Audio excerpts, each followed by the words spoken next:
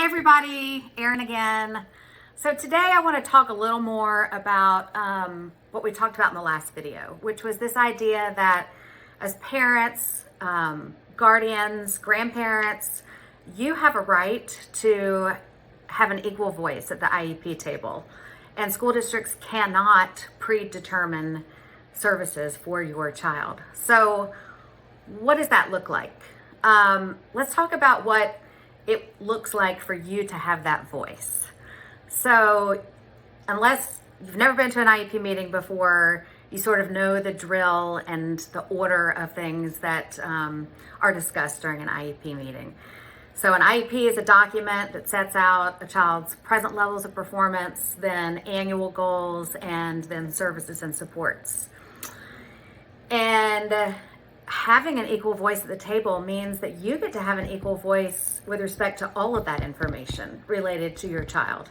So when you are looking at your child's present levels of educational performance, and they're broken into subject area or areas of need, and you're reading what your child's, let's say, speech and language present level is, and if there is something in there that you don't agree with, or that you have a question about, or you need to understand better the data on which that present level is based, you have the right to ask those questions.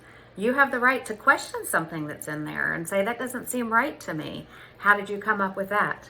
All of these things can be done in a very polite, cooperative manner, but it always hurts my heart to see parents sitting super quietly at the IEP table because, let's face it, it is and can be a very intimidating situation.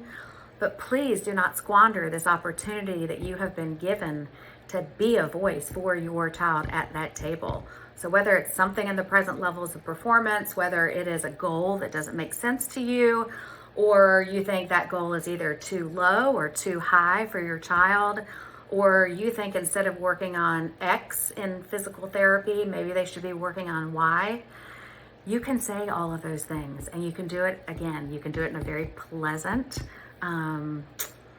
way.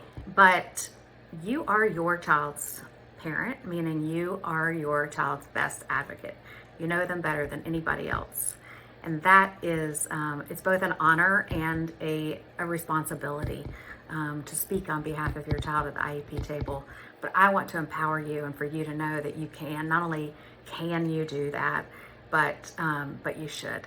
And we'll talk a little bit more about that and some other things in the next video. Thanks.